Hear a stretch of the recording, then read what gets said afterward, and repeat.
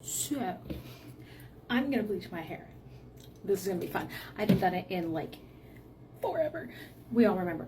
Well, if you've been with me long enough, you remember I damaged my hair, but it needs done. Going on vacation, I want my hair done. But I'm also gonna do my Kindle. So it is about like 6:15-ish. I'm going to finish up a book that I'm reading on here, and then I have 2 others on here that I'm going to read as well. So let's see how far I get. It's been about 2 hours, so between my hair, taking care of the little, I finished about a book and like 25%. I had like maybe 25-30% of the first book of Eldoria. Don't come for me if I said the name wrong, we all know by now. But I finished that one. Rate it like a 3, a solid 3, yeah. And then I finished the second one. Again, about a solid 3. I thought it was a duology. No, it's not. So now I need to see the end. Like, I'm waiting for book 3 to come out because now I need to know what happened. I'm gonna try Athena's Pain now. So, wish me luck. I read this. This is Eldoria, Forgotten Realm by T.A. Thornwell. This is the first book in the series. We're going to start off by saying this, but this is an author recommendation. They allowed me to read their book with the consent to be fully transparent and 100% honest. Well, let's get into it. So for me, I rated this a 3.5. So this follows Vale. She fights Malaric. I know I'm saying all these names wrong, so don't come for me, alright? And they're in Eldoria, and he's a dark wizard, and shit happens, and she gets transported to modern-day New York, where she meets Ilaria and Serena. Not a lot, obviously a lot of shit happens, okay, to make all this happen. The storyline isn't bad. I can see it, it's present, it's there, I enjoy it. But my qualm is where the scientist chick, Loria, whatever her name is, keeps saying that she saw 2 green flashes of light the day Val arrived. And they keep saying, huh? What? Who? When? Where? Huh? She must have said it like 3 or 4 times. And they were like, what do you mean? You didn't tell me this. Huh? What? Huh? Who? Like, why are we repeating it? And why are we acting like we didn't hear it the first time she said it? I also didn't see the relationship with Serena coming. I honestly thought it was a trick. Like, you know, she lets her loose. They find everything out. And then she turns back and goes like, yep, I'm still the bad guy. It was a nice twist. The story, it's a little confusing, but it's got good bones. I read this. This is Eldoria, the Moonspire, Book 2 by T.A. Thornwell. Let's talk about it. Same spiel with the last post. Author recommended. I can be honest. Alright. Now I know in my reading challenge posts that I rated both of these books 3s. And when I sat down and thought about it, they're like 3.5s, okay? For me, like, truthfully and honestly, I would definitely rate them both 3.5s. This one, for me, seemed a lot more far-fetched. If you gotta read the first one to understand where I'm coming from, okay? So, like, Vale, Ilaria, and Serena are still in Eldoria. And, you know, they're saying that they have to go back home. You know, that they need to go back home, like, back to the present-day New York. And Ilaria finds out who she really is, and, you know, they go on this quest. It feels like it's a lot smushed in to like less than 200 pages. This one I have like little qualms. Like, we're constantly calling Vale of Eldoria. Like, we know who the hell she is. We don't need Vale the Eldoria every single time we say her name. That doesn't need to be on repeat, I promise you. And then Elsandra, you met her in the first book for a few minutes, and she's really heavy in this one. I don't like her. I don't like her. And then I'm not gonna tell you, but there's something bad that happens at the end to Serena. I know it's a little spoiler, I'm sorry. But the way Val and Ilsandra react to it throws me. Like, I'm sorry, I still really like the storyline. The bones are still really good. It just needs a little bit of tweaking for me, personally. I know the author did say he's taking a break from this series, or he took a break from the series. But yeah, I know I have qualms about the book. I know it. I'm aware. But I still need to know what happens next. Yeah. It is 1 a.m. in the morning. I am fucking exhausted. But I really couldn't stop reading. Okay, I read all 3 of the books in Athena's Pain. It's the series. Now, it did take me a little bit longer to read them than I was hoping. I mean, I'm going on like 5 hours here. But between everything else I had to do, like, you know, kid, house, dog, the whole 9, I think I did pretty damn well. But I would rate that whole series solid 4. Every book, solid 4. But I'm going to bed. It is 1 a.m. in the morning, and I'm going to bed, and my little one will be up in like 6 hours. Then we'll start this all over again. I read this. This is Athena's Pain. This is book 1 by Katie. We're not even going... I think it's Alex, but you know what? I'm sorry. Let's talk. First and foremost, I am going to absolutely say this. This was an author-recommended book, and this author gave me full, absolute permission and consent to read the book and be 100% truthfully honest and transparent and everything else in the world. So, let's talk.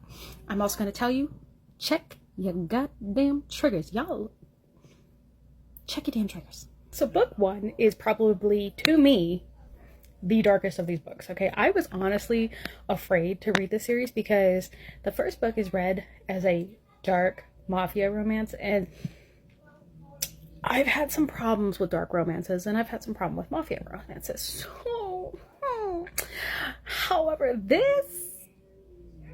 this was wild. Okay, this was a ride. I loved every second of it. There were parts where I was just like,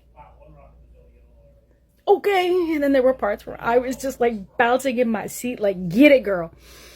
Get it. Okay, so we follow Athena. She gets kidnapped. She ends up at a house that services unique tastes. Yeah, you know what? Yeah. My favorite part of the whole thing is when she bites down there. I also love the dungeon. I know someone's going to be like, ew, really? But like, not the first dungeon she enters. Obviously that was horrible, because that is a whole trigger right there. Okay.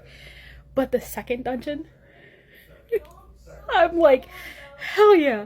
And then of course the third one where she's just like, I'm done with y'all shit. It was just great. And then her connection with Ethan is her guard in this one. But it took me until the third book to realize that Ethan's the man on the cover. This book was, I rated it a 4. I absolutely loved it. And honestly, just damn. I read this. This is Athena's Fury by Katie, and just so you're aware, that is Hayden and Malachi. Let's talk about this. Same spiel as the last post. Author recommended, author approved to give honest review, and check your damn triggers. Okay? This is a reverse harem mafia romance, and it's got it all, okay? There's a lot of that in this book, okay? I rated this a 4, by the way. So Athena's been rescued, brought back, and she has found out that her best friend for her entire life, Oliver, has been behind all of this, that he has lied about who he is. And his reasoning kind of makes sense at the time, but at the same time, it's like, okay. Does she easily forgive him? No, thank the gods on that one. But, you know, the push and pull between her and Oliver, it's... I love it, okay? Her relationship with Ethan, her relationship with Malachi, her relationship with Hayden, these are all glorious, okay? Every single one of these. And she admits that each one of them brings something different into her life.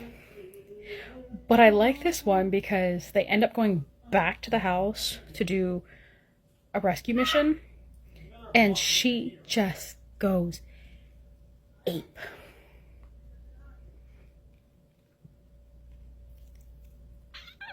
Like, what she does, girl. But again, it's just damn good. It is a ride. And I was here for it. I read this. This is Athena's Revenge by Katie. And that's Oliver. Let's talk. So just like the same last two posts I did, same spiel. Author recommended and author consent to be honest. And check your triggers. To me, hear me when I say it, to me, this one seemed more trauma-based. So something bad happened in the last book, and it triggered a trauma response in Athena. And she can't get Hayden or Ethan to understand why. But here's the thing. Ethan actually knows why.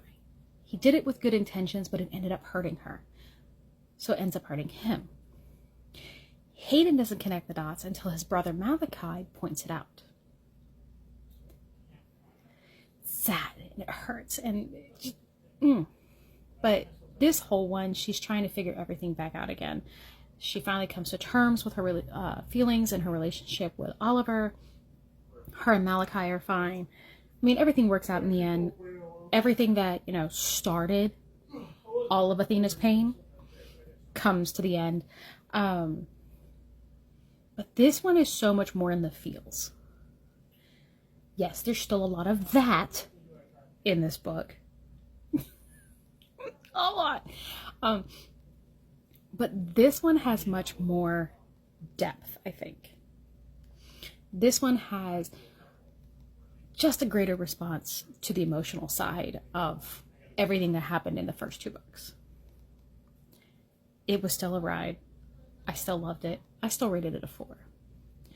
I absolutely recommend this series to anybody who likes these kind of books. But, so good. It is 12 o'clock. I know I said I was going to start around 9. I did not. Nope. I think it was close to like 9:30 before I ever tried reading. And then I tried reading the Modern Tiano. Don't come for me for saying it wrong. But when I opened it up, it screwed up my Kindle. Or my Kindle was screwed up and it made the reading. I don't know, but something fucked up. And the book is like spy. Like, when you have all the reducted lines on secret files and shit like that, all the blackout. That's what the book looks like. I don't know if it's supposed to look like that. But it took me a half hour to get my Kindle to reload another book because I couldn't read the other one because it just kept messing up.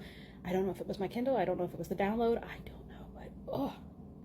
Anyways, it did take me 2 hours to read 1001 Islands. I have to admit, and hear me when I say it, for me, it was not a book. For me. It was not, no. I don't know. It was very, I don't know. But, it took me 2 hours to read it. Not too bad. But I'm on to my next book, so. I read this. This is 1001 Islands by K.T. Munson. Again, please don't come for me if I said your name wrong. I apologize. This is an author recommended book, which means the author gave me full permission to read the book and give an honest and transparent review. For me, this was not a book for me. Okay? That does not mean it was bad. I gave it like a 2.75.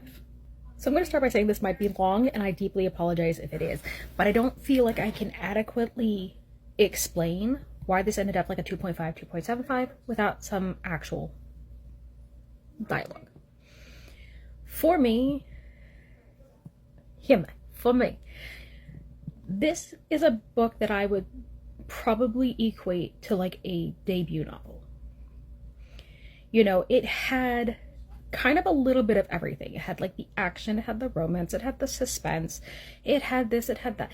There's a lot of themes going on, but there's also a lot of characters thrown into this.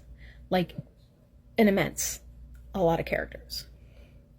To the point where it's really hard to keep track of who's who and where they are at in the story. Like, you start off with a mother, a child, and a witch. And then it hits two other people, and then it goes to a princess being kidnapped, and then it goes somewhere else, and then it goes somewhere else, and then you're meeting someone named a Shadow, and then it's so all over the place, and there's no straight line of thought, at least to me when I was reading it. Honestly, the witch and the mother, I would have loved to hear more about that, but you kind of do meet the child when she's a little bit older, but there's nothing there for it. The storyline's just, like I said, a little haphazard. I couldn't keep track. I couldn't follow the main line of thought. But I also know at the ending there's this massive cliffhanger, so it leaves you a little less satisfied than you really would have wanted. But I know there's a book 2 coming out. However, unfortunately for me, I won't be finishing the series. There's just too much discombobulation with this story for me to truly enjoy it. You know, the writing style, it seems like it needs to go through another series of editing, and just, or finding some way to kind of give a transition between the characters and the ideas that are going through. It's just so much. There's just so much.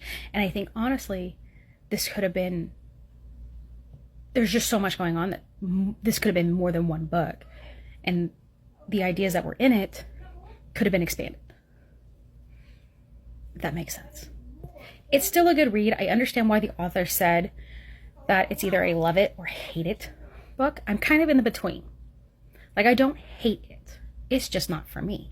I can understand why it's a love it or hate it kind of book. But I'm neither. So it's 1:45 and I finished this. This is The Adventures of Twitch the Witch. It's the first book in the Coonkin Chronicles. This was awesome. I'd rate it like a 4.5 easily. I'm going to take a break from my reading challenge because I'm going to spend some time with Little and do some other things around the house. But I'm definitely continuing on with this series when I get back to reading. I read this. This is The Adventures of Twitch the Witch. This is book 1 in the Coonkin Chronicles by Edgar Coonkin. Y'all, this was a 4.5. This was cuter than hell. So this was immensely cute, y'all. I'm not even gonna lie, this was adorable. So in this one, a entity known as the Spirit imbues music into raccoons, creating the Coonkin race. There is a school that teaches them how to hone their magic and everything else. Twitch went to the school and apparently was expelled due to an accident. So she doesn't practice magic. She thinks she's really good at tarot, but ends up being really good at everything else. My only problem is I don't understand why she was initially targeted. Like, there's nothing that gives way to why she was initially targeted. She's targeted by ghouls. You know, they destroy her home. She runs, and she's trying to make her way back to the academy to tell the elders about what the hell's going on. And it's just a whole wild trip. Like, girl. But she lets her power shine through this one. She even makes a friend in Fidget, and Fidget is my favorite. By the way, Fidget is the spider that she's riding on the cover. Will Fidget make me like other spiders? Hell no, but I love Fidget. He acts like a dog, wags the tail, he purrs, he wants the pets. He is just damn right cute, okay? He's my favorite character in the whole book. But Twitch is a badass. She deals with a lot of shit trying to get back to the academy. She makes a lot of friends along the way, and she sees even more what this darkness is doing. Honestly, this was a ride, and I'm so glad I read it. So I got back to reading around 4:15. It is now around 7:15-ish. Not too bad. I finished the Coonkin Chronicles. I love that series. This series was awesome. So like book 1 was like a 4.5. Book 2 and 3 were 4s. And book 4 was a 4.5. I loved this series. And Fidget is my favorite. You gotta read this, okay? It is so cute. It's just adorable. And I love how all the stories intersect and everything else like that. It's cute. To be said, I don't know what book I'm going to read next, so I'm gonna go skim my indie author list and see what I come up with. I read this. This is Kevin and the Golden Gears. This is book 2 in the Coonkin Chronicles by Edgar Coonkin. This was cute, but this was a 4 for me. So something I didn't mention in the last post that I made was this series, not just the books, but the series, was author recommended, which means the author gave me permission to read their books, to be completely transparent and honest with my reviews. As you can see, Kevin is a Coonkin. He is trying to find his sister who was taken by human bounty hunters and sold off to another human. Kevin thinks that she was sold off to the humans that, you know, want her pelt, her meat, and everything else like that. That ends up not being true. That's later. But this kind of backtracks to Kevin's story to where the prologue in the first one comes to make sense a little bit more in this one with what happened. And then finding out how Kevin and Twitch met falls into this one too. Kevin gets drawn back into a whole lot with Twitch, ending up at the academy, ending up meeting her again, and then, you know, it's just the connection is so insane between first book and second book. It's just, I love it. Kevin ends up finding his sister in Chillhaven. It's a different area in the north that holds what they call sparkless, basically non-magic Coonkin. And he ends up causing a little bit of drama while he's there. I mean, it ends up working out for him, but there's a little bit of drama. And I love it. But I also like that he likes Fidget. I mean, come on. Who wouldn't? I read this. This is Erdy the Artificer. I know I said it wrong. This is book 3 in the Coonkin Chronicles by Edgar Coonkin. There's Ardy. I rated this a 4. Same spiel as always. Author recommended, author approved, to give consent and be honest. So Ardy is a Coonkin who's got the curiosity and the intrigue and the means to pretty much make anything. You find out that he made the Lady May, the ship that went down in the prologue in the first book. He's the one who made that. Ardy is also the reason the Lady May went down. You find that out in this book. You find out why it went down. You found out what was in the package. You find out everything except why it was sent to where it was sent. In this one, Artie meets Twitch. She introduces him to Fidget, and of course he likes Fidget. Again, who wouldn't? But I think Twitch likes Artie, and I think Artie's a little intimidated by her, but that's okay. But the thing that he makes to transport spiders to Chillhaven and anywhere else he needs, that was awesome. The fact that he put Fidget in a harness so people could ride. I loved that. All right. But he meets up with Cavan, I can't remember. Don't come for me for mispronounced names, okay? But he meets up with Cavan in Chillhaven, finds out about all the drama, finds out what's going on, has his big battle royale, you know. But the big thing in this one is the cube, which is going to play a bigger effect in book 4. I read this. This is Shadows of Ardenist. Don't come for me if I said the name wrong. This is book 4, the final one, in the Kunkin Chronicles by Edgar Kunkin. I like this. This was a 4.5. I absolutely love this. So same spiel like all the others. Author recommended, author approved, to be honest with my review. But I ain't got nothing bad to say about this one, okay? Yes, I did skim a little bit, which is why I didn't give it a 5. So sue me. But this was adorable. Absolutely 100% adorable. I just, oh. In this one, like, Artie, is it Cavan? Again, Twitch, all of them. Everybody you met in the first 3 books comes into play in this one. And this is the final showdown. And it is so eloquently done. I mean, just... And you find out who the bad guy is. Like, who the darkness has been. You find out who that is. And I'm going to tell you, it was not who I thought it was. I thought it was somebody else. So I was very, very shocked when it ended up being the other person. And no, I'm not telling you. Read the damn book. But I think the overall best part... Don't get me wrong. I loved it all. Loved every minute of this.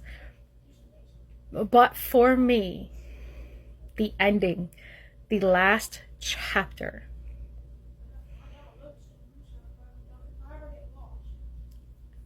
Chef's kiss. Chef's fucking kiss. What a way to wrap up a series. I have read some beautiful endings before, and this was top tier. This is right up there with them.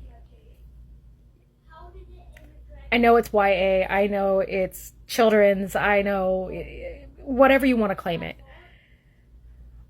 But damn, as an adult, this was beautiful. I absolutely love the whole series. So it's about 10:50. I'm not gonna make it tonight. I can't get any longer. I need sleep. But I'm reading a series called Zendar. Don't come for me if I said it wrong. But it's by the same author who wrote 1001 Islands. Yes, I know I didn't like that one. But I'm liking this series. Alright, truthfully, I like it. I read one book and I'm about 25% of the way into the second one. So, not too bad, honestly. I read this. This is Zendar, The Tale of Blood and Sand by K.T. Munson. This was a 4. And this is proof that just because an author had one book you did not like, doesn't mean you won't like something else the author wrote. So just like the last one, author recommended, author approved. But y'all, this was banging. Okay. And I'm not going to pronounce any of these fucking names because I know right here, right now, I will mispronounce every single one of them. So we're not even going to try. So, so this one follows the MFC. And, you know, she's on her way to go get married, arranged marriage, and her airship is taken over by privateers, and then she gets kidnapped by the Legion. Okay, by the MMC. This one is awesome because these people have bloodlines. Like, there's like 6, I think she said, or 7, I cannot remember off the top of my head. But there's bloodlines that have magic. And yes, they've been watered down over the years, but some people still have them. And she, the MFC, has a freaking phenomenal one. So throughout this whole story, she's learning her strength, her power, and she's learning how to use it, which is freaking amazing. Girl is a badass, okay? Now the MMC is learning to learn his place. Don't get me wrong, he's an asshole, but he's awesome as shit too, because he actually listens. He does struggle with it a little bit, but he listens. But he learns to trust her. He learns to adjust. He learns to compromise. He learns to love. This story is leaps and bounds from the last book I read. This is a story I would highly recommend. I will tell you to read your fucking triggers, because there are some triggers.